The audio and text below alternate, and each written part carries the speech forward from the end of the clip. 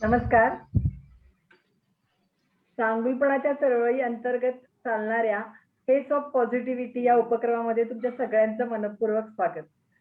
मार्च महिन्यामध्ये आपण आत्मनिर्भरतेविषयी जाणून घेत आहोत. मी सौ प्रणोती यशवंत शितोळे, महिला आत्मनिर्भरता मार्गदर्शक आणि मी आत्मनिर्भर या प्लॅटफॉर्मची संस्थापिका. मला माझ्या संपर्कात येणाऱ्या प्रत्येक महिलेला मानसिक, शारीरिक, कौटुंबिक, सामाजिक आणि आर्थिक या 5ही पॅरामीटरवरती आत्मनिर्भर बनवायचं आहे.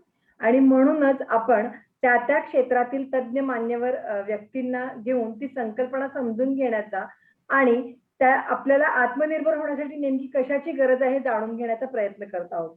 गेल्या 3 बुधवारी आपण मानसिक, शारीरिक, कौटुंबिक, सामाजिक आणि आर्थिक या आत्मनिर्भरतेच्या संकल्पना समजावून घेतल्या आणि आज आपण त्याचाच एक चर्चासत्र ऑर्गनाइज करत आहोत. ज्याचा विषय आहे आत्मभानातून आत्मनिर्भरतेकडे. कारण कोणत्याही गोष्ट सुरुवातीला जाणून घेणं फार महत्वाचं आहे. एकदा का ती संकल्पना आपल्या लक्षात आली की मग त्यानुसार कृती करायला आपल्याला जास्त वेळ लागत नाही किंवा कृती करणं फार सहज होऊन जातं आणि मग ते आपल्याला सहज साध्य होऊन जातं. चला तर मग सुरुवात करूया आपण आजच्या या चर्चासत्राला. आपल्या सोबत या चर्चासत्रामध्ये आज सामील झालेले आहेत माननीय स्मिता जोशी मॅडम. मॅडम तुमचं मनपूर्वक स्वागत. कौटुंबिक समुपदेशक, जिल्हा न्यायालय पुणे येथे त्या कार्यरत आहेत. त्याचबरोबर मनस्पंदन फाउंडेशनच्या संस्थापिका संचालिका अमृता जोशी मॅडम आपल्या बरोबर आहेत. मॅडम तुमचंही मनपूर्वक स्वागत. आणि डॉक्टर नेहा पाठक मॅडम, संचालिका सुयश हॉस्पिटल, याही आपल्या सोबत आहेत. मॅडम तुमचंही मनपूर्वक स्वागत. येस, मी सुरुवातीला जोशी मॅडमांना अशी विनंती करेन की कौटुंबिक आत्मनिर्भरतेचं काय महत्व आहे याविषयी तरी थोडंसं मार्गदर्शन करावं. आपण नमस्कार मैत्रिणींनो, आधी की आपण हे सगळा विषय जाणून घेतो आहोत आणि प्रत्येकीने आपलं आत्मभान कसं जागृत करावं यासाठी आपण वेगवेगळे विषय घेऊन चर्चाही केलेली आहे. मागेही आम्ही तुमच्याशी बोललेलो आहोत.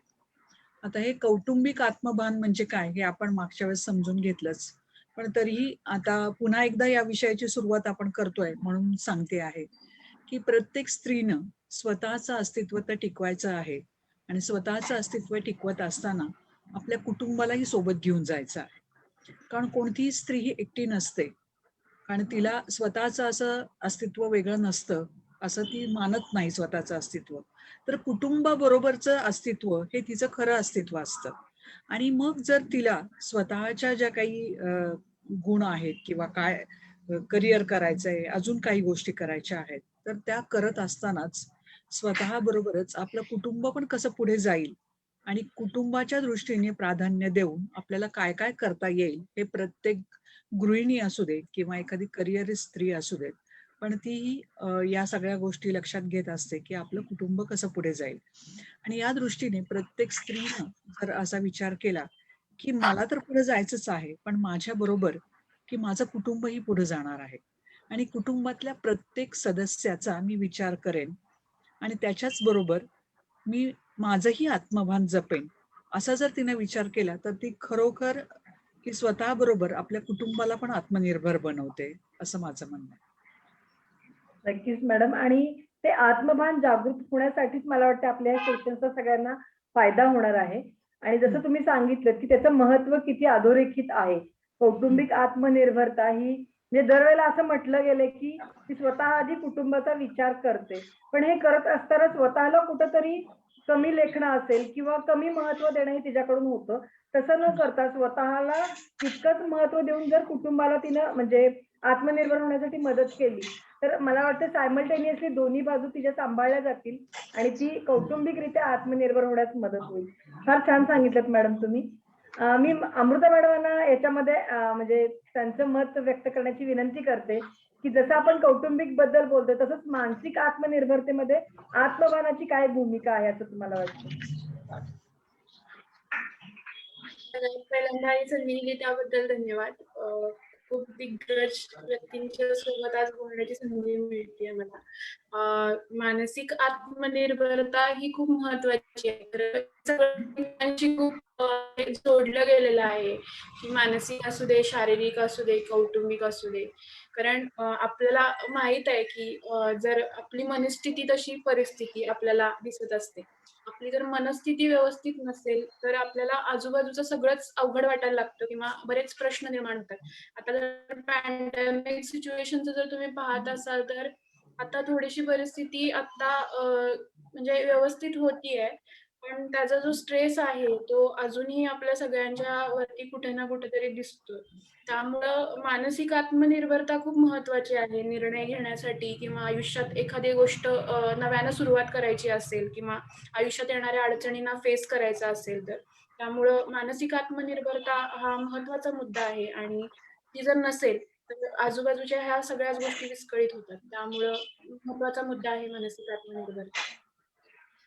बरोबर, कारण आपल्या मनाच्या अवस्थेवरतीच मला वाटतं आजूबाजूची परिस्थिती अवलंबून असते. मन चंगा तो कटोती में गंगा आपण दरवेळेला ऐकलेलं आहे. तेच आपलं मन जर निराश असेल तर आपल्याला आजूबाजूचं सगळंच निराश आणि उद्ध्वस्त उद्विग्न वाटायला लागतं. पण ते मनाला जर उभारी असेल तर सगळे म्हणजे समोर आलेलं संकट सुद्धा आपण संधी समजून अतिशय व्यवस्थितरित्या ते पार करून पुढे जाऊ शकतो. तर मला वाटतं मानसिक आत्मनिर्भरता हा बेस आहे आपल्या सगळ्या पूर्ण आत्मभानाच्या म्हणजे प्रक्रियेकडे नेणारा. So thank you so much Amrita ma'am. मी नेहा मॅडमांना अशी विनंती करेन की त्यांनी शारीरिक आत्मनिर्भरता किती महत्वाची आहे याविषयी थोडंसं मार्गदर्शन करावं. नमस्ते. शारीरिक आत्मनिर्भरता म्हणजे स्वतःच्या आरोग्याची काळजी स्वतः घेणे, स्वतःच्या आरोग्याची जबाबदारी स्वतः घेणे.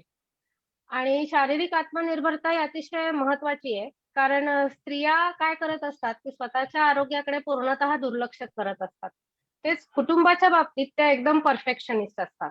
म्हणजे काय तर मुलांचा व्यवस्थित डबा वेळेवर देतील, त्यांचा न्यूट्रिशियस डाएट सांभाळतील, सासू-सासरे असतील त्यांचे मेडिसिन्स देतील व्यवस्थित, त्यांचं डाएट सांभाळतील. पण स्वतःच्या आरोग्याकडे त्या लक्ष देणार नाहीत. साधी म्हणजे जेवणाची वेळ सुद्धा पाळणार नाहीत. आणि स्वतःचं आरोग्य हे कायम कुटुंबाशी कंपेअर करतात. म्हणजे कुटुंब जर सुदृढ असेल, तर मी एकदम सुदृढ असं त्यांना वाटत राहतं. स्वतःच्या आरोग्याचा इंडिव्हिज्युअली विचार ते फारसा करत नाहीत. त्याच्यामुळे त्यांचा एक असा गोड गैरसमज असतो, की मी जर आजारी पडले, तर मग कुटुंबाचं कसं होणार? कुटुंब कसं चालणार? तर त्याच्यामुळे स्वतःचा त्रास हा लपवण्याकडे त्यांचा जास्त कल असतो. त्याच्यामुळे तक्रार नुसती अंगावर काढत राहणे एवढंच त्यांना जमतं. तर हे न करता स्वतःच्या आरोग्याची काळजी स्वतः घेणे, स्वतःच्या आरोग्याची जबाबदारी स्वतः घेणे हे महत्वाचं आहे असं मला वाटतं. त्याला मी शारीरिक आत्मनिर्भरता असं समजते. नक्कीच मॅडम. आणि म्हणजे आपल्याला दोन ट्रेंड बघायला मिळतात. म्हणजे मला मला असं वाटतं की एक तर ओव्हर कॉन्शियस अबाउट हेल्थ किंवा टोटली निग्लेक्टेड अबाउट हेल्थ, हे दोन आपल्याला प्रकार बघायला मिळतात. दोन्ही दोन्ही टोकाचे आहेत. त्याच्यामध्ये आपल्याला समन्वय साधून बॅलन्स कसा करता येईल हे थोडंसं जर आपण म्हणजे सांगितलं आपल्या सगळ्या प्रेक्षकांना तर ते जास्त बरं होईल. आणि हे सगळीकडेच बघायला मिळतं. म्हणजे अगदी मानसिक मध्ये असेल किंवा कौटुंबिक मध्ये असेल. झालं तर सगळं माझ्या मनाप्रमाणेच राहायला पाहिजे, नाही झालं तर मी तिकडे लक्षच देणार नाही. मला वाटतं कौटुंबिक मध्ये मॅडम असे बरेचसे प्रकार आपण बघतो. त्याविषयी काय सांगाल तुम्ही? हो. आता नेहा मॅडम मॅडम. तुमचा माईक बंद आहे नेहा मॅडम. हा, नेहा मॅडम, तुम्ही बोला आधी. लाईव्ह नीट दिसत नाहीये. नाही, सुरू आहे मॅडम लाईव्ह लाईव्ह. MITच्या नाही पेज वरती दिसत सुरू आहे. सुरू आहे. तुमचा आवाज ऐकू येतोय मॅडम, तुम्ही बोला नेहा मॅडम. नाही नाही, लाईव्ह दिसत नाहीये असं मला कळलं म्हणून मी विचारते. दिसतंय ना व्यवस्थित? हो आहे सुरू आहे मॅडम, ओके व्यवस्थित सुरू आहे. ओके ओके ठीक आहे ठीक. आता नेहा मॅडमनी जो मुद्दा मांडला ना, की प्रत्येक स्त्री काय करते की फक्त स्वतःच्या कुटुंबाची म्हणजे काळजी घेते आणि स्वतःकडे दुर्लक्ष करते. ज्या वेळेला आपण कौटुंबिक आत्मनिर्भरता या विषयाकडे पाहतो तेव्हा हे अपेक्षित नाहीये. म्हणजे प्रत्येक स्त्रीनं स्वतःकडे स्वतःचं मानसिक आरोग्य, स्वतःचं शारीरिक आरोग्य हे सांभाळायला हवंच आणि त्याच्याबरोबर कुटुंबाचं सांभाळायला हवं. आणि ती स्वतःकडे जर आधी व्यवस्थित लक्ष देत असेल तरच ती कुटुंबाकडे लक्ष देऊ शकते. पण जे आता प्रणुती मॅडम तुम्ही म्हणालात की दोन टोकाची उदाहरणं आपल्याला दिसतात. म्हणजे काही घरामध्ये आपण असं पाहतो की माझं डाएट आणि माझा व्यायाम, माझं जिम किंवा माझ्या सगळ्या बाबतीमध्ये मी हे सगळ्या गोष्टी सांभाळणार आहे आणि मग कुटुंबाचं हे नंतर या सगळ्या गोष्टी अशा काही ठिकाणी आपल्याला दिसतात. म्हणजे खूप अवडंबर केलं जातं आपल्या डाएटचं आणि आपल्या व्यायामाचं, आणि माझं हे सगळं या वेळात व्हायलाच पाहिजे असं एक असतो ट्रेंड. आणि दुसरीकडे जे नेहा मॅडमने सांगितलं की फक्त कुटुंबाकडे लक्ष द्यायचं, मग स्वतःच्या आरोग्याकडे नाही, उरलं सुरलंच आपण खायचं फक्त, किंवा आधी मुलांचं सगळं व्हायला पाहिजे आणि मग राहिलं तर मी वेळ.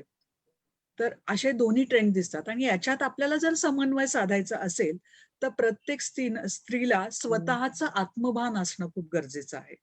मग स्वतःचं आत्मभान असणं म्हणजे काय, की मी व्यवस्थित असेल तर माझं कुटुंब आहे, पण मी त्याचबरोबर की प्रायोरिटी कशाला देते आहे हे पण तिनं लक्षात घेतलं पाहिजे.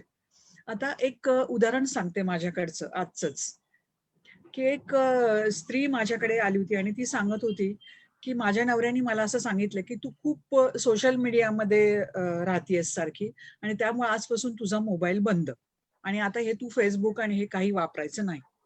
तर म्हणून मग मी पण ठरवलं की हो ठीक आहे, चालेल, तुझं असं म्हणणं आहे ना की मी हे वापरायचं नाही, तर मी बंद करते आणि मी आजपासून वाचन सुरू करते. आणि मग ती मला तक्रार करत होती की मी वाचन सुरू केलं तरी सुद्धा माझ्या नवऱ्याला की माझ्याबद्दल प्रॉब्लेमच आहे. आणि मी आता वाचतेय ना, मी सगळं सोशल मीडिया बंद केलंय, तर मी माझं वाचन चालू आहे. तर मग काय हरकत आहे याला आता, तरी सुद्धा त्याला का प्रॉब्लेम येतोय? मग आता त्याचं असं म्हणणं होतं की तिनं वाचन करावं, काहीच हरकत नाहीये, पण ती केव्हा वाचन करते की मुलाला आता भूक लागलीये, आणि तरी सुद्धा ती म्हणते की नाही, माझं हे वाचन पूर्ण झालं पाहिजे आणि नंतर मग मला हे थोडंसं एवढं वाचून झाल्याशिवाय मी तुला जेवायला देणार नाही. तुझा अभ्यास घ्यायचा आहे ना, नाही, माझं हे सगळं पूर्ण झालं पाहिजे मग मी करेन. आणि असं ती करते आहे, आणि म्हणून माझं ऑब्जेक्शन आहे. तिच्या सोशल मीडियावर किंवा तिच्या वाचनावर माझं काही ऑब्जेक्शन नाहीच आहे. पण ती प्रायोरिटी देत नाहीये की कुठल्या वेळेला कोणतं काम केलं पाहिजे. ही जर मॅनेजमेंट तिला जमली तर ती सगळ्या गोष्टींमध्ये समतोल साधू शकते. मग स्वतःचे छंद पण ती जोपासू शकेल, त्याचबरोबर मुलांनाही वेळ देऊ शकेल. म्हणजे कोणत्या गोष्टीला केव्हा प्रायोरिटी द्यायची, कुठलं महत्व केव्हा द्यायचं, हे प्रत्येक स्त्रीनं स्वतःचं टाइम मॅनेजमेंट केलं पाहिजे. आणि हे जर टाइम मॅनेजमेंट तिला जमलं तर तिला स्वतःकडे पण वेळ देता येईल, आपल्या कुटुंबाकडे पण वेळ देता येईल. तर हे समतोल साधणं हे खूप महत्वाचं आहे असं मला वाटतं. नक्कीच मॅडम, फार छान सांगितलं तुम्ही. टाइम मॅनेजमेंट जर आपल्याला व्यवस्थित जमलं तर स्ट्रेस मॅनेजमेंट पण जमेल असं वाटतं. कारण बऱ्याच वेळेला घाई गडबडीत कामं केल्यामुळे आपल्याला बराचसा स्ट्रेस येतो आणि त्याचा परिणाम मग आपल्या हेल्थ वरती होतो. नेहा मॅडम काय म्हणतात, तुमचं काय मत आहे याबद्दल? हा, याच्याबद्दल मी एक टीप देऊ शकते. म्हणजे एक साधं उदाहरण देऊ शकते, की बऱ्याचदा काय होतं, मुलं शाळेतून घरी येतात. समजा त्यांची येण्याची वेळ 2-2:30 असेल, तर मग आपण काय करतो, मुलांसाठी जेवायचं थांबतो आणि ते येतात, तेव्हा मग आपल्याला आपल्याला पण इतकी भूक लागून चिडचिड होत असते, की मुलांकडे नीट लक्ष सुद्धा दिलं जात नाही. तर याच्याबद्दल साधीशी टीप म्हणजे आपण जर मुलं शाळेतून यायच्या आधी आपण जेवून घेतलं, तर आपली पण चिडचिड होणार नाही. मुलांकडे आपण व्यवस्थित लक्ष देऊ शकू. त्यांना जेवण व्यवस्थित देऊ शकू. फॉर एक्झाम्पल, आता समजा मुलांनी शाळेतून आल्यावर साधं सांगितलं, की "चला मला कांदा भाजी करून दे." आणि तुम्ही जेवलेला नसाल, तुम्हाला भूक लागलेली असेल, तर तुम्ही तेवढं सुद्धा काम करू शकाल का? नाही. तेच तुम्ही आधी स्वतः जेवून घेतलं, तर उत्साहाने त्यांचं तुम्ही स्वागत करू शकाल. त्यांना पटकन कांदा भाजी करून देऊ शकाल, जे ऍक्च्युअली 5-10 मिनिटाचंच काम असतं. आणि याच्याने सगळे आनंदित राहील, तुमचंही आरोग्य राहील. तर असं मला वाटतं, की अशा प्रकारे जे आता जोशी मॅडम म्हटल्या, की टाईम मॅनेजमेंट महत्वाची आहे. ते अशा प्रकारे तुम्ही मॅनेज करू शकता, की जेणे स्वतःचं आरोग्य राखलं जाईल आणि कुटुंबाची काळजी घेतली जाईल. कुटुंबाकडेही लक्ष दिलं जाईल. होतं काय पण नेहा मॅडम, की नक्कीच. आणि बऱ्याच ते वेळेला हा, की स्त्रियांचं असं असतं की अरे बापरे, माझं मूल जेवायच्या आधी मी कसं काय जेवणार, हां, माझा तेच तर. नवरा म्हणून तर जेवायच्या मी आधी ते मी कसं मुद्दामून जेवणार. सांगितलं. हा. तर या स्टेरिओमध्ये जे काही राहतात ना स्त्रिया, तर थोडासा बदल हां, आपल्याला करायला पाहिजे. की असं की नाही, आता हे सगळ्यांनी जेवल्याशिवाय आपण जेवायचंच नाही, म्हणजे हां. काहीतरी चूक करतोय असं एक त्या स्त्रीला वाटायला लागतं, की आपण मुलांच्या आधी बरोबर आहे. जेवतोय म्हणजे काहीतरी चूक करतोय. पण हे जे आज स्टिरिओज हेच तिनं बंद केले पाहिजेत. आता आपण जर आधुनिक युगाकडे चाललोय आणि आपल्याला सगळ्यांना सोबत घेऊन जायचंय, त्याच्याबरोबर स्वतःलाही सांभाळायचंय, तर नक्कीच या सगळ्या विचारातून पुढे जाऊन काहीतरी विचार केला पाहिजे. नक्कीच मॅडम. हे फक्त जेवणाबद्दलच नाही आहे, तर त्या पदार्थाबद्दल पण आहे. सपोज एखादा पदार्थ तिला आवडत असेल आणि तिला तो करून खावा असं वाटत जरी असेल तरी ती खात नाही. ती विचार करते की कदाचित म्हणजे सपोज कोणाला आवडत नसेल तर, किंवा मी एकटीच खाल्लं आणि बाकीच्यांना नाही मिळालं तर.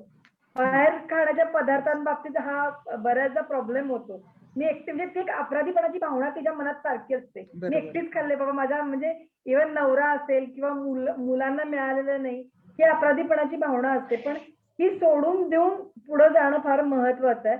फार छान सांगताय तुम्ही. आणि हे मनात राहिल्यामुळं त्याचा परिणाम मानसिक आरोग्यावरती पण होतो. तर तो कसा टाळता येईल असं वाटतं अभ्यासावर तुम्हाला? ऍक्च्युली हे सगळेच मुद्दे खूप महत्वाचे आहेत. सेल्फ प्रायोरिटी हा मुद्दा खूप महत्वाचा आहे. जसं मॅडमनी सांगितलं की आत्ताच्या या धावपळीच्या युगामध्ये आपण सगळेजण म्हणजे शहर असू दे किंवा ग्रामीण भाग असू दे, सगळीकडे महिलांचं एक शेड्यूल असतं आपल्या कामाच्या बाबतीमध्ये. त्यामुळं सेल्फ अवेअरनेस हा खूप महत्वाचा आहे खरं तर महिलांच्या बाबतीमध्ये. आपण दिसणं किंवा आपलं बोलणं, कारण बेसिकली जर मेंटली जर बघायचं असेल तर महिला खूप जास्त ओव्हर थिंकिंग करतात. आणि ओव्हर थिंकिंग मध्ये अनेक गोष्टी असतात. म्हणजे घर असेल, काम असेल, स्वतःच्या विषयी, नवरा, मुलं, या सगळ्याच्याच बाबतीमध्ये खूप जास्त म्हणजे विस्तारलं जातं आपलं आयुष्य.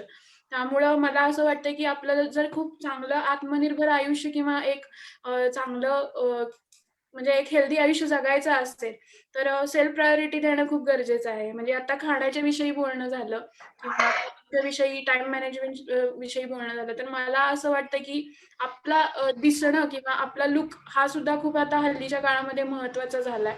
कारण बाहेर जेव्हा आपण काम करतो किंवा स्वतःला छान दिसणं, कारण ह्याच्यामुळं खूप आपल्याला बऱ्याच वेळेला आनंद वाटतो किंवा प्लेझंट वाटतो. आपण व्यवस्थित आहोत हे पाहून सुद्धा आपल्याला बऱ्याच वेळेला कॉन्फिडन्स येतो काम करताना. त्यामुळं एक जी आरशात पाहण्याची जी कन्सेप्ट आहे ना, फक्त आरशात पाहणं नाहीये, तर ते पाहून सुद्धा स्वतःला मी स्वतःबरोबर आहे हा आनंद मिळणं फार गरजेचं असतं.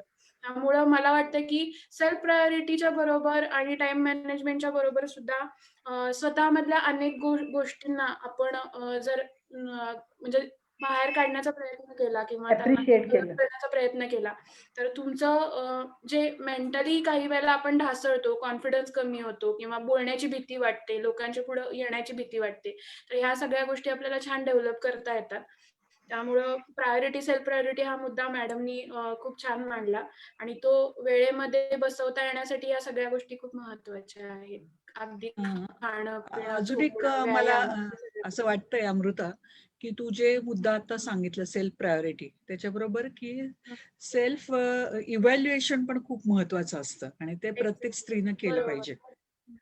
जेव्हा मानसिक बरोबर. आरोग्य आपण म्हणतोय किंवा शारीरिक आरोग्य आणि मनाचं आरोग्य, याच्याबरोबर कुटुंबाचंही आरोग्य, म्हणजे आता माझं कुटुंब, माझी जबाबदारी हे आहेच आहे सगळीकडे. पण त्याच्याच बरोबर प्रत्येक स्त्रीनं स्वतःचं आत्मपरीक्षण करणं पण गरजेचं आहे. काय आहे की प्रत्येक स्त्रीमध्ये कुठला तरी एक आय लपलेला असतो बघा, की आय म्हणजे स्मॉल आय. स्मॉल आय म्हणजे काय की न्यूनगंड असतो. आणि स्वतःमध्ये कधी कमी लेखणं प्रत्येक वेळेस, हे मला काही जमत नाही, हे मला जमणारच नाही, हे असं नाही होणार, असं एक. आणि एक मोठा आय असतो, कॅपिटल आय, तो असतो की स्वतःबद्दल अहंगंड मानणं, म्हणजे की मी म्हणजे ग्रेट आणि माझं म्हणजे बरोबर आणि मी कुठेच चुकत नाही. आणि ह्या दोन जे आय असतात ना, याच्यामध्ये कुठेतरी मध्ये येणं हे खूप गरजेचं असतं. खूप स्त्रियांना असं वाटतं, बघा आपल्या नशिबाला, माझ्या नशिबात हे असंच आहे, हे असं होणारच नाहीये. आणि कित्येक की गृहिणींना जर बाहेर पडा असं सांगतो आपण, तर त्या बाहेर पडत नाहीत त्या सगळ्या ह्याच्यातनं. नाही नाही, माझी ही जबाबदारी आहे, माझ्या ह्याच्यातनं मला नाही बाहेर पडणं जमणार. आणि काही स्त्रिया ज्या आहेत की नाही, की मी आणि माझं करिअर आणि त्या ह्याच्यातनं मी नाही बाबा, या घरातले काय किरकोळ कामांमध्ये मी नाही कधी लक्ष देत. या सगळ्या म्हणजे न्यूनगंड आणि अहमगंड याच्या मधला जो कुठेतरी समतोल साधणं हे खूप महत्वाचं आहे. तर आता आपण खूप गृहिणी घरामध्ये किंवा आपण मनोरंजन म्हणून काही सिरियल्स बघत असतो टीव्हीवरच्या. त्याच्यातले आता एक अगोबाई सुनबाई सिरियल चालू आहे. तर त्याच्यामध्ये सुद्धा बघा की काय दाखवले ते, की गृहिणी ती बाहेरच पडत नाही त्याच्यातनं. म्हणजे आपल्या याच्यातनं तिला वेगळं काहीतरी करणं म्हणजे काहीतरी अपराधीपणाचा भावना असं वाटते, की ते म्हणजे तो जो छोटा आळमध्ये आपण बसलोय त्याच्यातनं बाहेर यायला पाहिजे आणि खूप काही ग्रेट आपण आहोत हे जे मानतो आपण त्याच्यातनं मध्ये कुठेतरी यायला पाहिजे. तर हा समतोल साधणं खूप प्रत्येक स्त्रीला महत्वाचं आहे आणि आपण आता कोणत्या पातळीवर आहोत याचं सेल्फ इव्हॅल्युएशन करायला पाहिजे, की खरंच माझं काय चुकतं आहे, की का बरं माझ्या आयुष्यामध्ये अडचणी निर्माण होत आहेत किंवा अजून काय माझ्या कुटुंबासाठी किंवा माझ्या सेल्फ याच्या इस्टीमसाठी मी काय नक्की केलं पाहिजे. हे सेल्फ इव्हॅल्युएशन करणं हे सुद्धा खूप महत्वाचं आहे. नक्कीच मॅडम, फार छान सांगितलं तुम्ही याबद्दल. आणि म्हणजे 2 आयची कन्सेप्ट मला वाटतं क्लिअर झाली असेल. आणि हा बॅलन्स करणं म्हणजे असं होणारच नाहीये की आपण बॅलन्स केलाय आणि आपल्या आयुष्यात कुठलं संकट येणार नाहीये किंवा कुठलं दुःख येणार नाहीये. तो एक आपल्या आयुष्याचा भाग आहे, तर येत जाणार आहे. फक्त आपण त्याच्याकडे बघतोय कसं आणि ते सॉल्व्ह करताना आपण कोणत्या ह्याच्यातून जातो, फेजमधून जातो. मला वाटतं ते जास्त महत्वाचं आहे.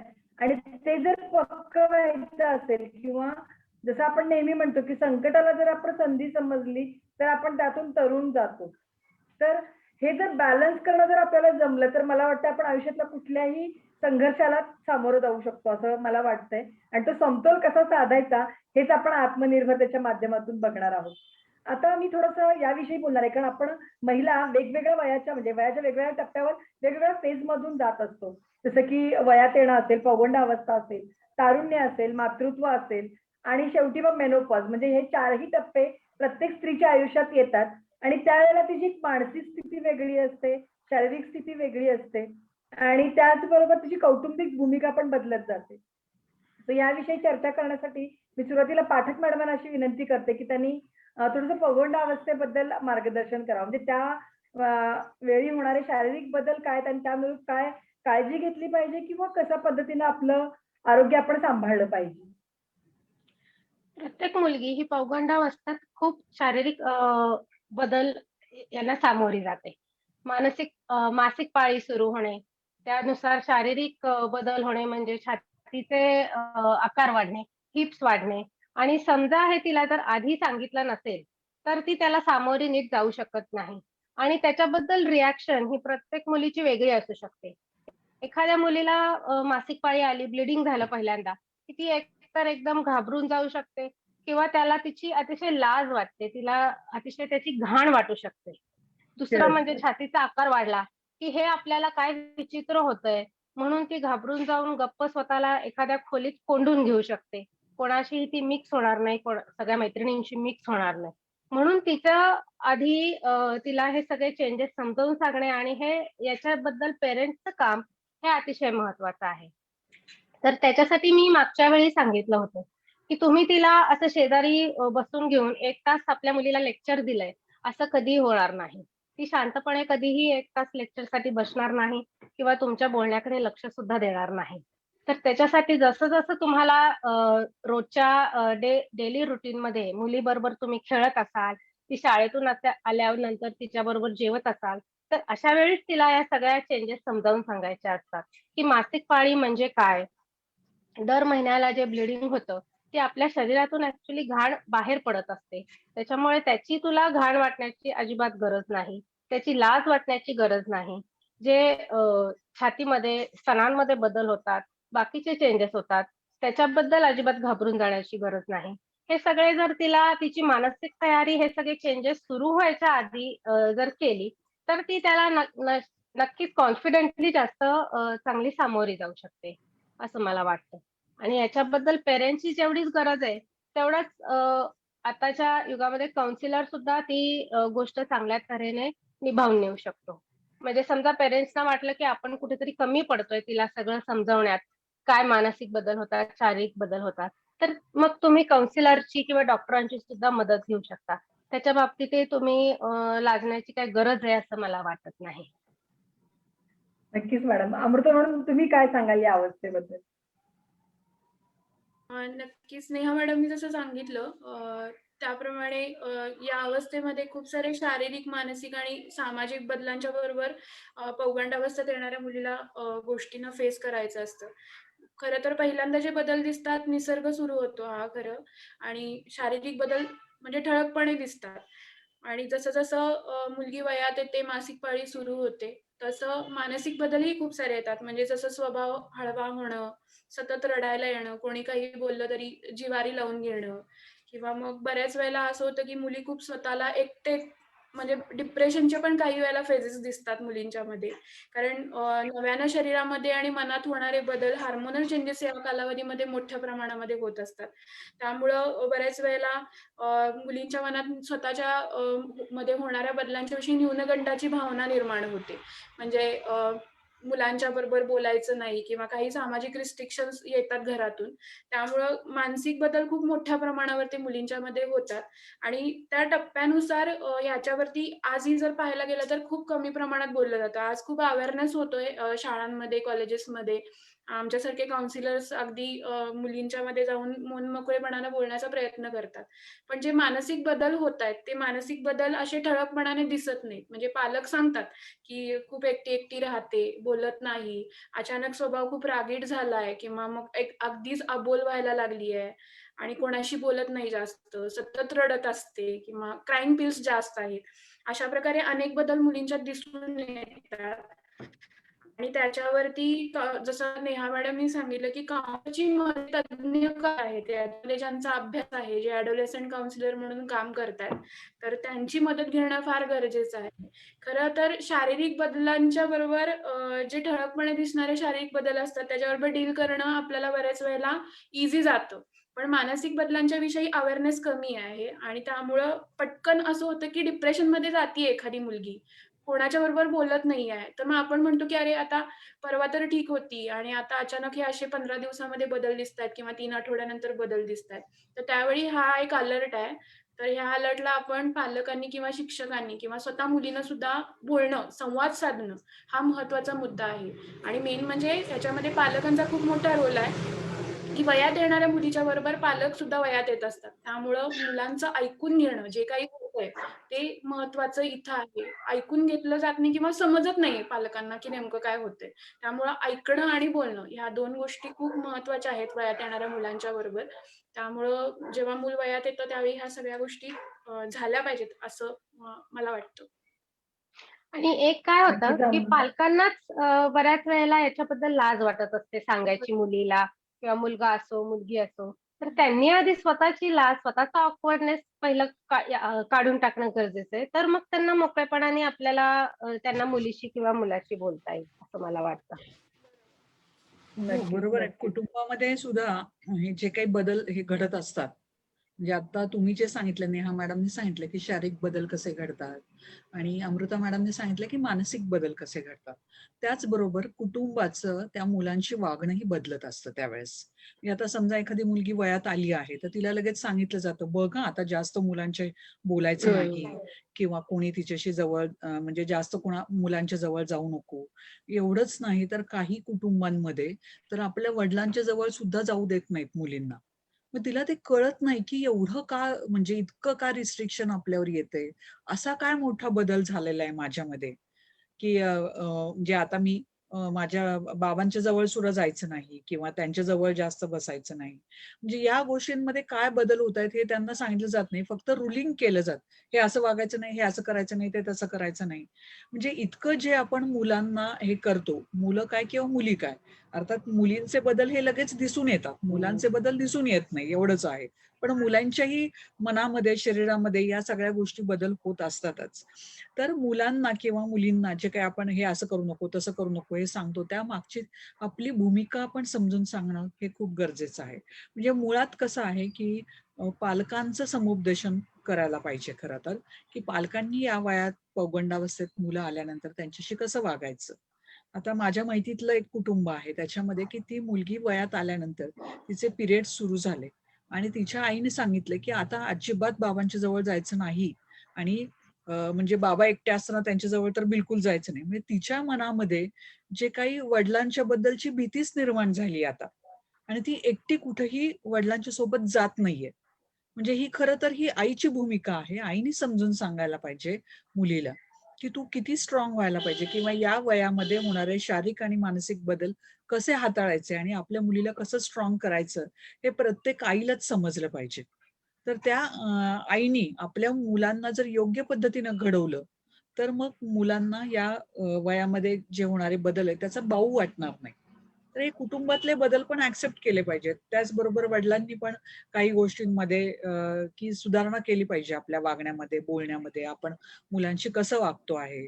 तर आता जसं म्हणतात की थोडंसं मुलं ही वयात आली की आईनी मुलीचं मैत्रीण व्हायला पाहिजे. बाबांनी पण मुलाचे मित्र व्हायला पाहिजे. आणि जे आपल्या वयामध्ये आपण जसे बदल घडत आलेले आहेत आणि आपण कसं वागलो किंवा काय, तर ते या सगळ्या गोष्टी त्यांच्याशी शेअर करणं महत्वाचं असतं. कारण हल्ली सोशल मीडिया आहे की तो सगळी माहिती आपल्याला देतो. पण त्याच्यामध्ये काही योग्य माहितीच मिळते असं नाहीये. त्याच्यामुळं पालकांचे अनुभव हे खूप महत्वाचे असतात. कुटुंबाचे अनुभव महत्वाचे असतात.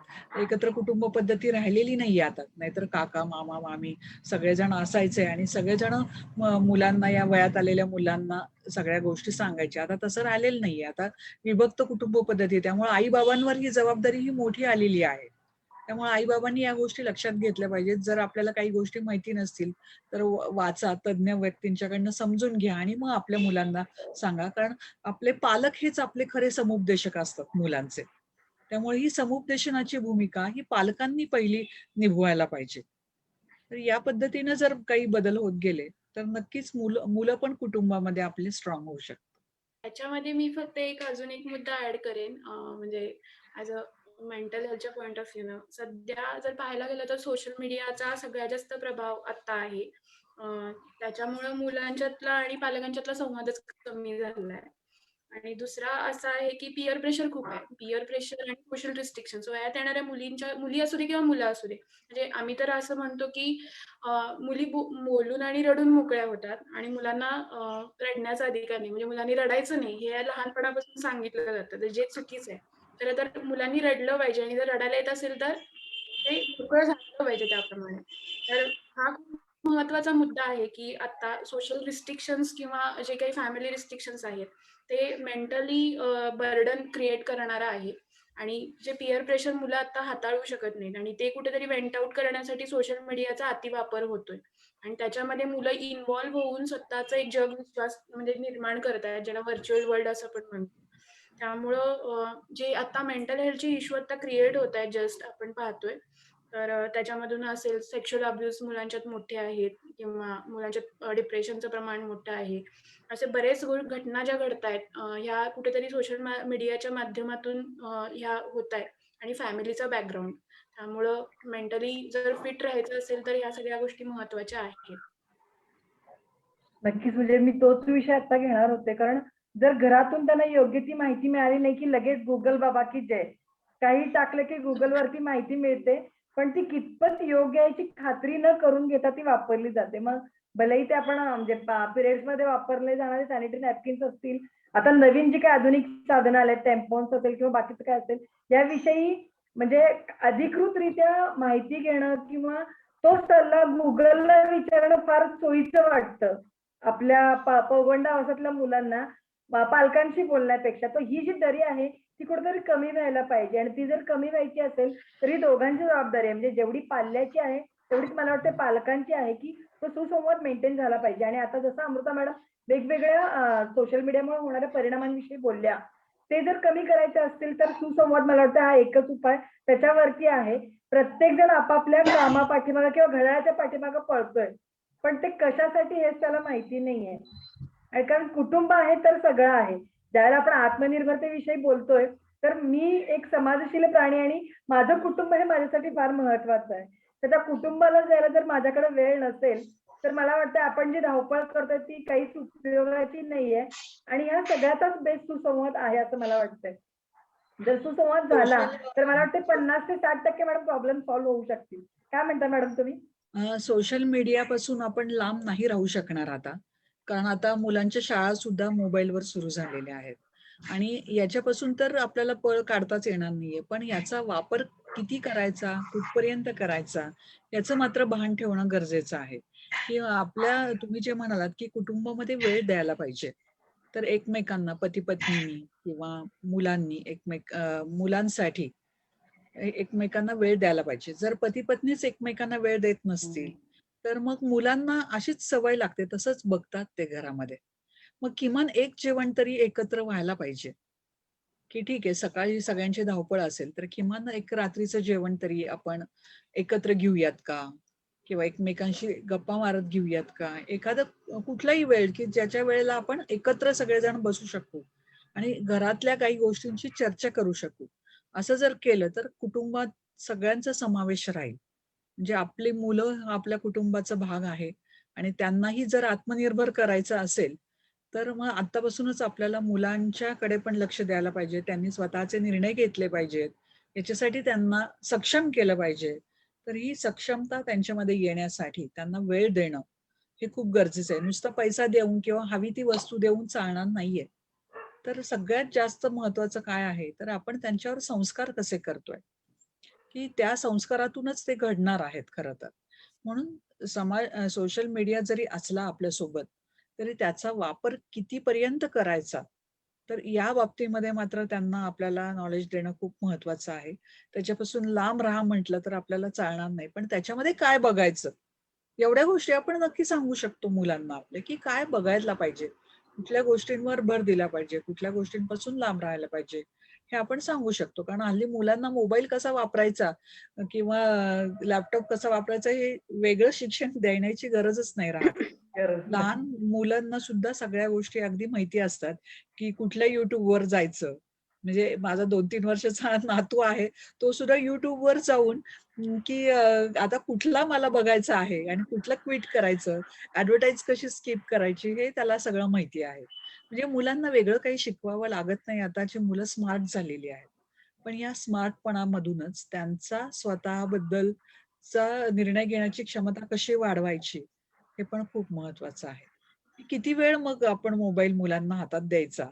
किंवा आता मुलं मोबाईलशिवाय जेवतच नाहीये, असं आपण लहानपणापासून नाही त्याला ते गाणी दाखवल्याशिवाय तो जेवतच नाही. तर ठीक आहे ना, काही वेळेस आपण त्यांना नक्कीच दाखवायला पाहिजे.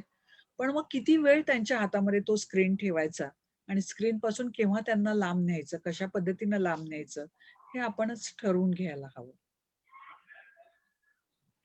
नक्कीच मॅडम. मला वाटतंय पौगंडावस्थातल्या मुली असतील किंवा मुलं असतील दोघांच्या विषयी पण आपण छान चर्चा केली आणि हे निश्चितपणे आपल्या सगळ्या प्रेक्षकांना उपयोगी आणि मार्गदर्शक ठरेल असं वाटतंय.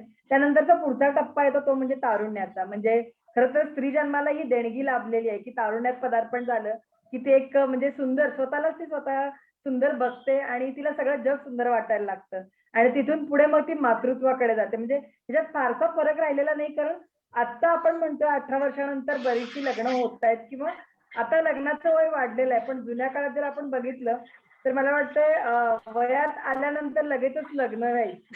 पण आता तो थोडाफार सुधारलाय समाज असं म्हणायला काही हरकत नाही. आता लग्नाचं वय हे 25-26च्या पण पुढे गेलेलं आहे. त्या प्रॉब्लेम्स विषयी आपण आता नको बोलायला. पण तारुण्य आणि मातृत्व यामध्ये असणारी त्यांची मानसिक अवस्था असेल किंवा शारीरिक अवस्था असेल आणि त्यामध्ये कौटुंबिक काय भूमिका म्हणजे कुटुंबातल्या लोकांनी घ्यायला पाहिजे याविषयी आपण थोडंसं बोलूया. नेहा मॅडम तुम्ही काय सांगाल याबद्दल? याच्याबद्दल ऍक्च्युली दोन एक्स्ट्रीम्स दिसतात. म्हणजे अगदी काही लोअर सोशो इकॉनॉमिक क्लासमध्ये 17-18 वर्षाच्या मुलीचं बऱ्याच वेळेला अजूनही 18 वर्षाची सुद्धा वाट बघितली जात नाही. 16-17 वर्षी मुलीचं लग्न केलं जातं. तिचे आरोग्य तेव्हा नीट नसतं. अॅनिमिया तर बऱ्याच वेळेला म्हणजे लो हिमोग्लोबिन या मुलींमध्ये असतं. लग्न झाल्यानंतर प्रेग्नन्सीसाठी त्यांची शारीरिक तयारी ही अजिबात नसते. आणि दुसरं एक्स्ट्रीम हे दिसतं की मुली या शिकतायत, maybe out of India जातायत. त्याच्यामुळे त्यांचं लग्न हे खूप उशिरा होतं. म्हणजे मे बी अगदी 27-28व्या वर्षापर्यंत सुद्धा बऱ्याच जणांची लग्न होत नाही. तर हे दोन्ही एक्स्ट्रीम चुकीचे आहेत. कारण 27व्या-28व्या वर्षी लग्न झाल्यानंतर त्याच्यानंतर सुद्धा तुम्ही मूल काय लगेच होऊ देत नाहीत. 1-2 वर्ष जातात. म्हणजे वयाच्या 30 नंतर मग तुम्ही प्रेग्नन्सीसाठी ट्राय करता. मग तेव्हा नाही म्हटलं तरी तुमच्या ओव्हरीजची हेल्थवर हा परिणाम होतोच. त्याच्यामुळे हे दोन्ही एक्स्ट्रीम चुकीचे आहेत. कुठेतरी मध्ये हा योग्य बॅलन्स आपण हा साधला पाहिजे असं मला वाटतं. त्याच्यामुळे हे लग्नाचं वय हे सगळ्यात महत्वाचं आहे. आणि मुलीला सुद्धा लहानपणापासूनच स्वतःच्या आरोग्याकडे दुर्लक्ष करणं, स्वतःच्या आरोग्याकडे नीट लक्ष देणं नाही, याची सुद्धा ही सवय आपल्या आईपासूनही लागलेलीच असते. त्याच्यामुळे तोही एक मुद्दा महत्वाचा ठरू शकतो, की तिने स्वतःचं आरोग्य कसं राखणं हे मुलीला सुद्धा लहानपणापासूनच शिकवलेलं पाहिजे. आणि दुसरी ही लग्नानंतर प्रेग्नन्सी कधी ठेवायची हे मुलींनी बऱ्याच वेळेला स्त्री ही काय करते की ती जबाबदारी आपल्या पुरुषांवर आपल्या पार्टनरवर सोडून देते. तर तसं न करता पार्टनरशी लग्नानंतर नीट बोलणं, दोघांनी मिळून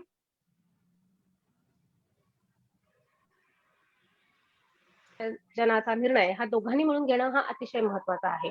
नाहीतर मग काय होतं की तुमची मानसिक तयारी नसताना, आरोग्याची शारीरिक तयारी नसताना गर्भधारणा होते आणि मग ती तुम्हाला निभावावी लागते. त्याच्यामुळे जर हा दोघांनी बसून नीट निर्णय घेतला की कधी मूल होऊ द्यायचं, की मग तुमची त्या दृष्टीने शारीरिक आरोग्याची तयारी ठेवता येईल, मानसिक तयारी होईल आणि प्रेग्नन्सीला तुम्ही हे जास्त हेल्दी वेनी सामोरं जाऊ शकाल असं मला वाटतं. त्याच्यामुळे हा नक्कीच दोन्हीतला मॅडम, बॅलन्स ठेवणं हा जास्त महत्वाचा आहे. Yes ma'am. अमृता मॅडम, या वेळेला असणाऱ्या मानसिक बदलांविषयी काय सांगाल तुम्ही? की तारुण्यावस्थेमध्ये खरं तर खूप महत्त्वाचे आणि अनेक बदल होत असतात. एकतर महत्त्वाचा मुद्दा आहे की करिअरचं डेव्हलपमेंट. कारण या वयामध्ये जर पाहायला गेलं तर आता करिअर मुलांचं लवकर सेट होत नाही. कारण बहुतांश वेळेला मुलं म्हणजे उच्च शिक्षण घेण्यासाठी भरपूर वेळ देतात. कारण पाहायला गेलं तर 20-22 वर्षाच्या पुढं मग पी-जी असू दे किंवा मग डॉक्टरेट असू दे किंवा आणि कोणतं अन्य टेक्निकल एज्युकेशन असू दे, असं बऱ्याच शिक्षणाला प्रायोरिटी जास्त दिली जाते. आणि दुसरा महत्त्वाचा मुद्दा आहे की जसं मॅडमनी आता सांगितलं की लग्नाचं वय. लग्नाचं वय जर पाहायला गेलं तर हल्ली खूप चूझी आहेत या बाबतीमध्ये. मग लव्ह मॅरेज असू दे किंवा अरेंज मॅरेज असू दे. मुलं निर्णय घेण्याच्या बाबतीमध्ये खूप वेळ घेतात. मग जोडीदाराची निवड ह्याच्यामध्ये पण बराच विचार केला जातो. मग तो जोडीदार आपल्याला व्यवस्थित मिळणार की नाही ह्याच्यामध्ये पण बऱ्याच गोष्टी असतात. म्हणजे निकष असतात, वेगवेगळे निकष. मग ते तपासले जातात. कारण हे जर पाहायला गेलं तर अनेक मुद्दे ह्याच्यामध्ये आहेत. महत्त्वाचा मुद्दा म्हणजे की व्यसनाधीनता. आज जर या वयामधल्या मुलांच्याकडे पाहायला गेलं तर खूप युवा वर्गातल्या जो ग्रुप आहे हा किंवा गट आहे, हा व्यसनाधीनतेकडे जास्त वळला गेलेला आहे आणि त्याच्यात जास्त रमतो हा. मग व्यसन कोणतंही असू दे मग.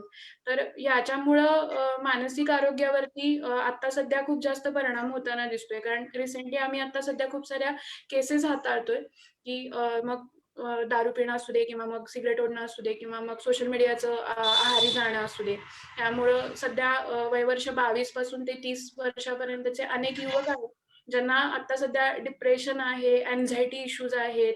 खूप सारं त्यांना सोशल लेव्हलवरती लोकांशी बोलता येत नाहीये, मिंगल होता येत नाहीये. काही वेळेला कामात गेल्यानंतर त्यांना फटिगनेसपणा जाणवतो. कामातून मधूनच निघून येणं. मग त्यामुळं फिजिकली पण फिट नाही राहत. त्यामुळे हे सगळ्याच गोष्टी इंटरकनेक्टेड आहेत. फिजिकल असू दे, मेंटली असू दे किंवा सोशली असू दे. त्यामुळं ह्याचा एकमेकांवर परिणाम होत जातो. करिअर जर वेळेत व्यवस्थित सेट झालं नाही, तर मग लग्नाचे निर्णय होत नाहीत. एकतर मुळात हल्ली मुलं लग्न करायचं की नाही ह्याच्यामध्ये फार गोंधळलेले असतात. कारण लग्नाची भीती आहे मुलांच्या मनामध्ये, की लग्न करायचं की नाही. कारण त्यांचे पूर्वीचे काही अनुभव असतील किंवा काही घडून गेलेलं असेल. त्यामुळे लग्न करायचं की नाही यात फार मोठा मुद्दा आता आहे. Live in relation and all. त्यामुळं हे एकमेकांवरती डिपेंड गोष्टी आहेत आणि याचा मानसिक आरोग्यावरती फार परिणाम होतो आणि जर ते वेळेवरती नाही झालं, तर मग त्याचं जे येणारे प्रेशर आहे आणि ते कुठेही बोलता आलं नाही, तर मग अशी गडबडल्याची अवस्था होते, की नेमकं मग मी स्वतः हेल्पलेस फील करू लागते किंवा स्वतःला गिल्ट यायला लागतो, की माझ्याकडनं बऱ्याच गोष्टी चुकल्यात किंवा इकडं-तिकडं झालेल्या आहेत. त्यामुळं मानसिक आरोग्याच्या दृष्टीने पाहायला गेलं तर या अवस्थेमध्ये हा थोडासा वेगवान कालावधी आहे. ह्याच्यामध्ये सगळ्याच गोष्टी व्यवस्थित होणं अपेक्षित असतं. पालकांना पण, स्वतःला पण आणि समाजाला पण. त्यामुळं ह्याचं बर्डन जे आहे ते बर्डन जर आत्मनिर्भरतेच्या दृष्टिकोनातून पाहायला गेलं तर हे बर्डन आपल्याला आत्मनिर्भर होत असताना पेलवता आलं पाहिजे आणि ते योग्य रीतीनं आपल्याला पुढं वर्कआउट झालं पाहिजे. म्हणून युवा अवस्थेमध्ये होणारे हे जे बदल आहेत, हे बदल आपल्याला कुठेतरी विचार करायला लावणारे आणि मानसिकदृष्ट्या सक्षम करायला लावणारे सुद्धा असतात. म्हणून वेळेवरती निर्णय घेणं आणि वेळेवरती सगळ्या गोष्टी होणं फार गरजेचं आहे. बरोबर आहे. आता अमृताने ज्या गोष्टी सांगितल्यात आणि नेहा मॅडमनी, तर या दोन्ही गोष्टी खूप महत्वाच्या आहेत. कारण शरीरातले होणारे बदल आणि मनातले होणारे बदल आणि याच्याबरोबर कुटुंबाची जोड कशी असणं हे खूप महत्वाचं असतं त्याच्यामध्ये. तर आता एखादी मुलगी वयात आल्यानंतर की तिनं लग्न केव्हा करावं या बाबतीमध्ये जे काही तिचे निर्णय असतील. आता काही वेळेला काय होतं की आई म्हणते की अरे तुझ्या वयात मला आता मुलं होती आणि तुझं अजून काय लग्नाचा विचारच तू करत नाहीयेस. किंवा काही ठिकाणी नाही नाही बाबा माझं लग्न लवकर झालं पण आता तुझं मी काय होऊन देणार नाही तुझं तू व्यवस्थित सक्षम हो आणि मग आपण लग्नाचा विचार करूया. याच्यामध्ये हे जे दोन्ही टोकं असतात घरामध्ये. तर कुटुंबामध्ये सुद्धा मुलांना योग्य वयामध्ये लग्न करण्यासाठी घरातनं मार्गदर्शन मिळणं हे खूप गरजेचं असतं. मग आई वडील दोघांची ती जबाबदारी असते. आणि आपली मुलं जेव्हा वयात येतात तर वयात आल्यानंतर आपल्या आपल्या पूर्ण आयुष्याचं नियोजन कसं करायचं. मग त्या नियोजनामध्ये की आपण कोणत्या वर्षी लग्न केलं पाहिजे. आपलं करिअर जरी अजून पूर्ण सेटल झालेलं नसलं तरी काही वेळेला आपल्याला रिस्क ही घ्यावी लागते. मग रिस्क फॅक्टरमध्ये की अजून ठीक आहे आपली परमनंट नोकरी नाहीये किंवा या पोस्टवर गेल्याशिवाय मी लग्न करणार नाही असं जे मुलांचं असतं. पण त्यात वाढत्या वयामध्ये येणारे धोके कोणते आहेत हेही पालकांनी मुलांना समजून सांगणं हे गरजेचं आहे. की खूप वय वाढून पण चालणार नाहीये, खूप लवकर लग्न पण करून चालणार नाहीये. मग कोणत्या वयामध्ये लग्न करावं, लग्न करण्यामध्ये ज्या काही अडचणी येतात किंवा जे आता अमृता म्हणाले की मुलं लग्नालाच तयार होत नाहीत. अशी तर खूप मुलं येतात आता काउन्सिलिंगला की आम्हाला लग्नच नको वाटतं कारण हे सगळे अनुभव ते घेत असतात. पण लग्न ही खूप चांगली घटना आहे. तुमच्या आयुष्याला वेगळी वळण लावणारी घटना आहे.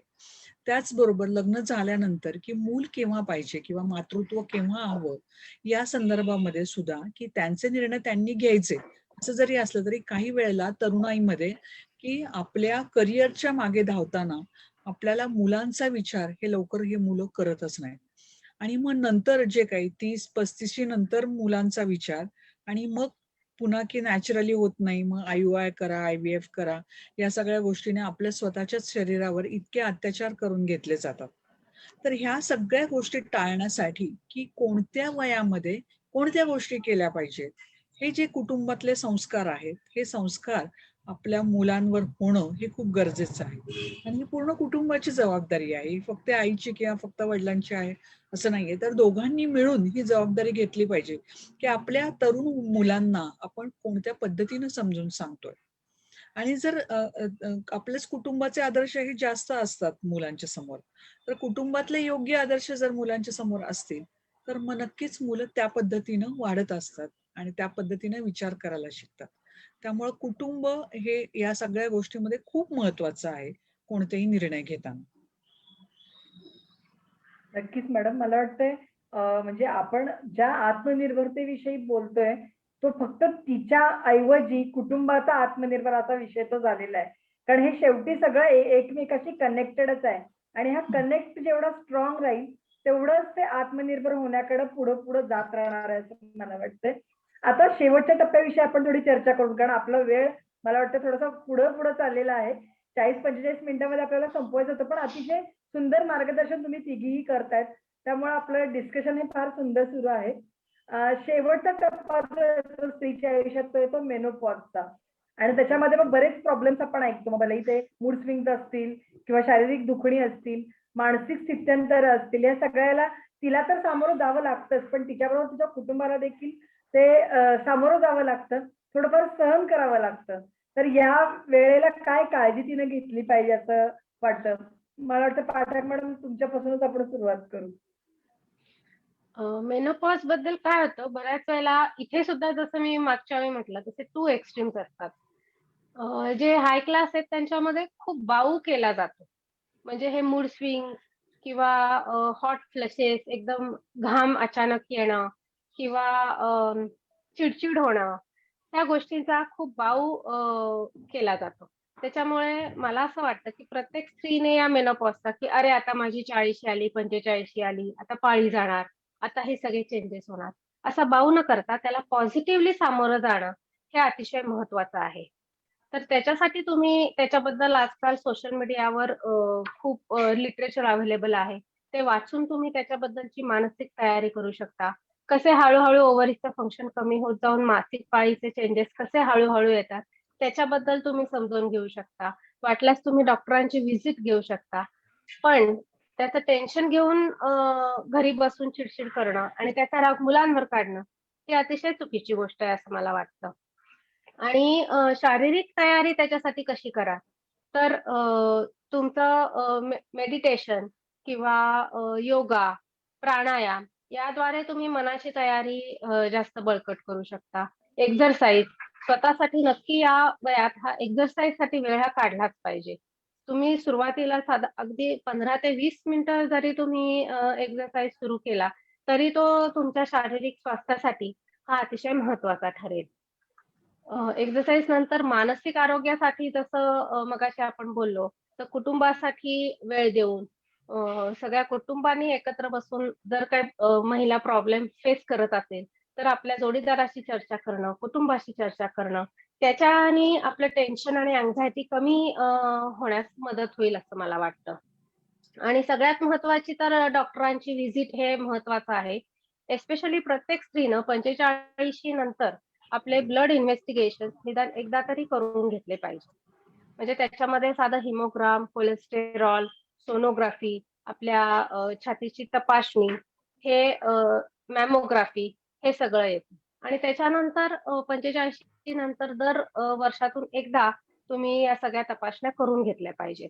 त्याच्यामुळे तुमची शारीरिक स्थिती तुमच्या लक्षात येईल.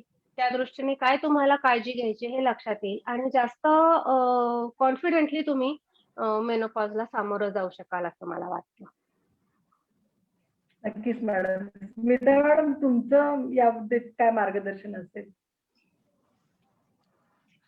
आता नेहा मॅडमनी जे सांगितलं ना आपल्याला की जे बदल होतात, शारीरिक बदल, तसेच मानसिक बदलांबद्दल अजूनही अमृता बोलेलच आपल्याशी.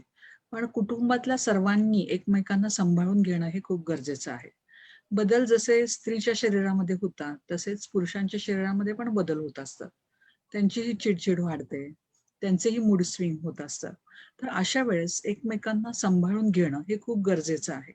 काही काही वेळेला की स्त्रियांमध्ये होणारे बदल हे पुरुषांच्या कदाचित लक्षात येत नाहीत आणि इतक्या वेळा म्हणजे की सतत काय तिला हा त्रास होतो असं एक वाटायला लागतं. पण जसं मॅडमनी सांगितलं आता नेहा मॅडम, की प्रत्येक पुरुषांनी पण विचारात घेतलं पाहिजे की आपल्या स्त्रीच्या शरीरामध्ये म्हणजे आपल्या पत्नीच्या शरीरामध्ये काय बदल होत आहेत, ती का बरं आपल्याशी असं वागती आहे, नेमकं याच 4 दिवसांमध्ये तिची चिडचिड का वाढती आहे. त्याचबरोबर की जसं मोनोपॉज आहे तसाच अँड्रोपॉज पण आहे पुरुषांच्या बाबतीमध्ये. तर पुरुषांनाही काही बाबतीमध्ये त्रास होत असतो, त्यांच्याही मध्ये बदल होत असतो. तर हा बदल किंवा हा चिडचिडपणा का वाढलेला आहे याची माहिती त्या पत्नीने पण करून घेणं गरजेचं असतं.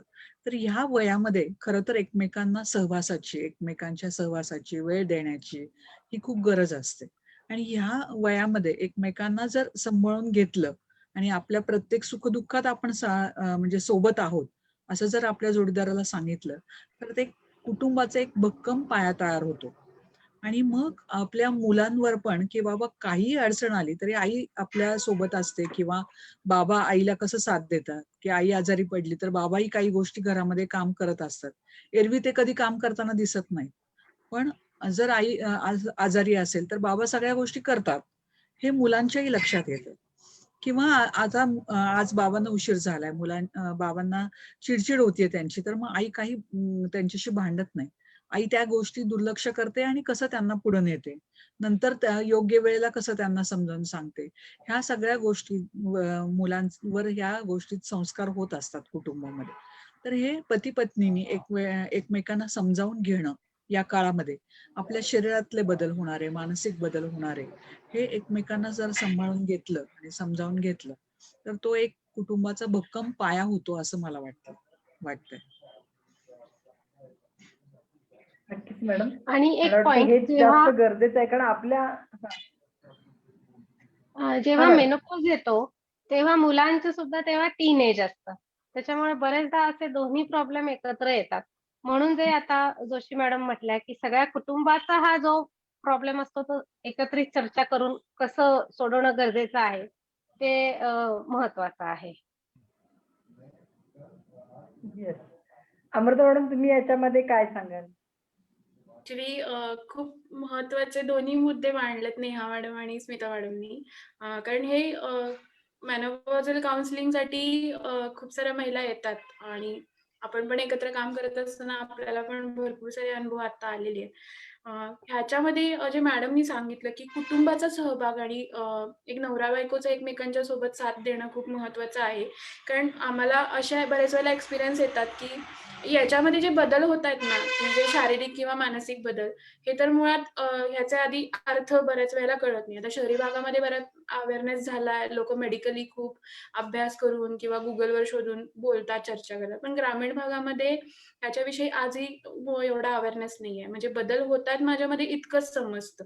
दुसरं जे बदल होतायत त्याला बऱ्याच वेळेला खूप जास्त मिसइंटरप्रिटेशन केलं जातं त्याच्या बाबतीमध्ये. मग ते अटेन्शन सीकर आहे किंवा मग आता उतारवयाचे परिणाम आहेत.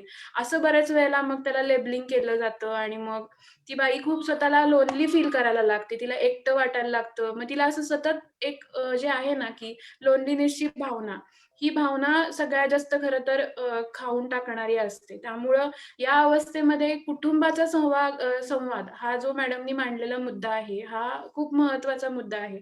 नवरा-बायकोनी एकमेकांच्या बरोबर चर्चा करणं, जसे शरीरात बदल होत आहेत, तर तसे मनात प्रचंड बदल होत असतात. म्हणजे अति प्रमाणात राग-राग, चिड होणं किंवा मग खूप जास्त संताप होणं. बऱ्याच महिलांच्या बाबतीत तर आम्ही असं पाहिलंय, की त्या लिटरली संवाद करण्यासाठी म्हणजे बऱ्याच वेळेला पुढे येतच नाहीत. एकदम शांत होतात. अजिबात कोणाशी बोलत नाहीत आणि काही महिला तर अतिशय व्हायलंट होतात, अतिशय हायपर होतात. अशा एक्स्ट्रीम कंडिशन्स आम्ही पाहिलेल्या आहेत. त्यामुळं काउन्सिलिंग हाही मुद्दा ह्याच्यामध्ये खूप महत्त्वाचा आहे, की ज्या महिला 40-45 कडे आता जातायत आणि ज्यांच्यामध्ये अशा प्रकारचे बदल दिसतात, त्यांनी मेनोपॉझल काउन्सिलिंगसाठी पुढे आलं पाहिजे, करून घेतलं पाहिजे काउन्सिलिंग, की मला हे म्हणजे मग ते नवरा-बायको दोघांनीही करून घेतलं पाहिजे. त्यामुळं एक असं होऊ शकतं, की जेव्हा बदल घडतायत किंवा घडणार आहेत, त्यावेळेला आपल्याला एक अवेअरनेस होऊ शकतो. दुसरं, की ह्या अडचणींशी डील करण्याची आपल्याला कुठेतरी मॅनेजमेंट लक्षात येऊ शकते आणि तिसरं म्हणजे, की आपल्याला योग्य मार्ग समजू शकतो, की मला हे होत असेल तर मी काय केलं पाहिजे. त्यामुळं ॲज अ बरोबर. मेंटली फिट जर आपल्याला उतार वयामध्ये जायचं असेल आणि हॅपीनेस एक जो आनंदी आयुष्य आपल्याला जर जगायचं असेल, तर आपल्याला ह्या सगळ्या गोष्टी म्हणजे जे नेहा मॅडमनी सांगितलं, स्मिता मॅडमनी सांगितलं, हे असं आहे, की कुटुंब, आपलं स्वत्व आणि मेन म्हणजे आपल्यामध्ये होणारे बदल, या तिन्हीचं आपल्याला समायोजन करणं ही या फेजेत जमलं पाहिजे आणि तेव्हा ते मेंटली, फिजिकली आणि सोशली आपण मग व्यवस्थित होऊ शकू. प्रणवती मॅडम, म्हणजे काय आहे की आपण आता वेगवेगळे टप्पे बघितले ना स्त्रियेच्या आयुष्यातले. म्हणजे अगदी आपण पौगंडावस्थेतील स्त्री बघितली, तारुण्यात येणारी बघितली, मग मातृत्व बघितलं आणि त्याच्याबरोबरच आपण की तिचा उतार वयात म्हणजे मोनोपॉजचा पिरियड आणि त्यानंतरचा काळ म्हणजे ती वृद्धाप काळाकडे पण नंतर जाते. या सगळ्यामध्ये ना स्त्री ही खूप संवेदनशील असते आणि नंतरच्या काळामध्ये मोनोपॉजच्या काळामध्ये बऱ्याच स्त्रियांना डिप्रेशन यायला लागतं आणि आपण या सगळ्या गोष्टी करू शकत नाही असं एक वाटायला लागतं. आणि म्हणूनच याच्यामध्ये जसं अमृता म्हणाली की त्यांना पण काउन्सिलिंगची त्यावेळेस गरज असते. आणि मग या याच्यातून बाहेर येऊन की फिरूनी नवे जन्मे मी कसं पुन्हा माझं आयुष्य नव्याने सुरू करायचं, म्हणजे पुन्हा त्या अवस्थेकडे आपण असं नेत असतो, हे चक्र सगळं चालू असतं. पण या सगळ्या अवस्थेतून जाताना तिनं स्वतःकडेही लक्ष देणं खूप महत्वाचं आहे. आणि त्याच्यासाठी मला एक छोटीशी कविता शेवटी मी वाचून दाखवणार आहे. तर बाकी काही मुद्दे राहिले असतील तुमचे तर सांगा, नाही तर मग शेवट करताना मी आपल्या आज सगळ्या सख्यांना एक छोटंसं सांगणार आहे. तर बाकी कुठले मुद्दे नाही, राहिलेत का? मला असं वाटतं की मॅडम आपण आता शेवटाकडेच येऊया, कारण हं. वेळही बराच झालेला आहे. आणि दुसरी गोष्ट म्हणजे बऱ्यापैकी सगळे मुद्दे कव्हर झालेत आपले. ज्या ज्या मुद्द्यांना आपल्याला स्पर्श करायचा होता ते स्पर्श फक्त न करता त्याचं व्यवस्थित विवेचनही आपण केलेलं आहे. हो. तो नेहा मॅडम आणि अमृता मॅडम, तुमची परवानगी असेल तर आपण समारोपाकडे जायचं का? नक्की, नक्की. काही हरकत नाहीये. नक्की. ओके. आणि मग मी अं, स्मिता मॅडमांनाच अशी विनंती करते की त्यांनी ती हो, कविता चालेल, वाचून चालेल. दाखवावी आणि आपल्या आजच्या सेशनचा समारोप करावा. तर ज्या वेळेला वेगवेगळ्या भूमिका ही स्त्रिया म्हणजे राबवती आहे ती आणि या सगळ्या भूमिकेतून ती जात असते, त्यावेळेला तिला स्वतःला आत्मनिर्भर होण्यासाठी आणि आपल्या कुटुंबाला आत्मनिर्भर करण्यासाठी तिनं काय करायला हवं. तर याच्यामध्ये मी एक छोटस सांगते सगळ्यांना की माझ्या सगळ्या सख्या आहेत त्या आणि तू खूप वेगळी आहेस. सगळ्यांना मी सांगेन की लक्षात घे की सखी, तू खूप वेगळी आहेस. डोळे मिटून जेव्हा स्वतःला शोधशील तेव्हा कळेल की तू खूप खास आहेस.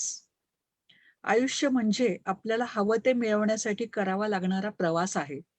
आयुष्य म्हणजे आपल्याला हवं ते मिळवण्यासाठी करावा लागणारा प्रवास आहे. मग प्रवासात कधी दरी, कधी पर्वत, कधी वादळ, तर कधी वाळवंट आहे. कधी ऊन आहे, तर कधी मुसळधार पाऊस आहे. कधी गालीचे, तर कधी काट्यांची फौज आहे. पण नजर लक्ष्यावर म्हणजे आपल्या कौटुंबिक नात्यावर असेल, तर प्रवास हा एक मौज आहे. अशा असंख्य लक्ष्यांची तुझी आस आहे आणि डोळे मिटून तू जेव्हा स्वतःला शोधशील तेव्हा कळेल की तू खरंच खूप खास आहेस. वेदनांचे स्वतःचे एक महत्व आहे. वेदनांचे स्वतःचे एक महत्व आहे आणि त्या सहन केल्यास तरच तुझं एक अस्तित्व आहे. तरच तुझं एक अस्तित्व आहे. पण जर हार मानून गेलीस तर मात्र पराभवाचे प्रभुत्व आहे. जर हार मानून गेलीस तर मात्र पराभवाचे प्रभुत्व आहे. प्रवासाच्या प्रत्येक टप्प्यावर कधी शुभेच्छा तर कधी शिव्याशाप पण आहेत. कधी शुभेच्छा तर कधी शिव्याशाप आहेत. दुर्लक्ष केलंस तर कळेल, दुर्लक्ष केलंस तर कळेल तुला, तर तुझ्या स्वप्नांचाच इतका व्याप आहे. बरोबर. काहीही झालं तरी डगमगू नकोस. काहीही Yes, झालं yes. तरी डगमगू नकोस. तुझ्यात प्रचंड साहस आहे. डोळे मिटून स्वतःला शोधशील तर कळेल खरंच तू खूप खास आहेस. खरंच तू खूप खास आहेस. तर माझ्या सगळ्या वा. सख्यांना मला म्हणायचं आहे की स्वतःचं आत्मपरीक्षण एकदम मस्त. करा आणि आपण खरंच खूप खास आहोत हे स्वतःलाच समजवा. तरच आपण आपल्या स्वतःसाठी आणि आपल्या कुटुंबासाठी काहीतरी करू शकू. स्वतः आत्मनिर्भर होऊ आणि कुटुंबालाही आत्मनिर्भर करू. नक्कीच नक्कीच मॅडम, फार सुंदर अशी कविता तुम्ही सांगितलीत आणि ती एकदम तिच्यासाठी मस्त होती. कविता. Yes ma'am. आणि तिच्यासाठी होती, पण मला वाटतं की आपलं आजचं हे सेशन ओव्हरऑल कुटुंबाला आपण कव्हर केलेलं आहे. म्हणजे जरी मी आत्मनिर्भर आहे मी म्हणत असेल, तर जसं मगाशी म्हटलं की आपण कुटुंब आत्मनिर्भर करतोय आणि असं जर प्रत्येक कुटुंब झालं तर समाज आत्मनिर्भर व्हायला वेळ लागणार नाही. तर नक्की सांगा मैत्रिणींना तुम्हाला आजचं हे सेशन कसं वाटलं आणि तुमचे काही प्रश्न असतील तर नक्की कमेंटमध्ये टाका. ते त्या म्हणजे मान्यवरांच्या पर्यंत पोहोचवले जातील आणि त्याला उत्तर देण्यासाठी मी बांधील आहे. मी तुम्हाला सगळ्यांना कबूल करू इच्छिते. स्मिता मॅडम, तुम्ही आलात आणि सुंदर असं मार्गदर्शन केलं त्याबद्दल तुमचे मनःपूर्वक आभार. त्याचबरोबर डॉक्टर नेहा पाठक मॅडम इथे उपस्थित राहिल्या आणि शारीरिक आत्मनिर्भरतेविषयी त्यांनी मार्गदर्शन केलं त्याबद्दल मॅडम तुमचेही मनःपूर्वक आभार. आणि अमृता जोशी मॅडम इथे उपस्थित राहिल्या आणि त्यांनी सुंदर असं मार्गदर्शन केलं त्याबद्दल त्यांचेही मनःपूर्वक आभार. Thank you so much all. Thank you. Thank you.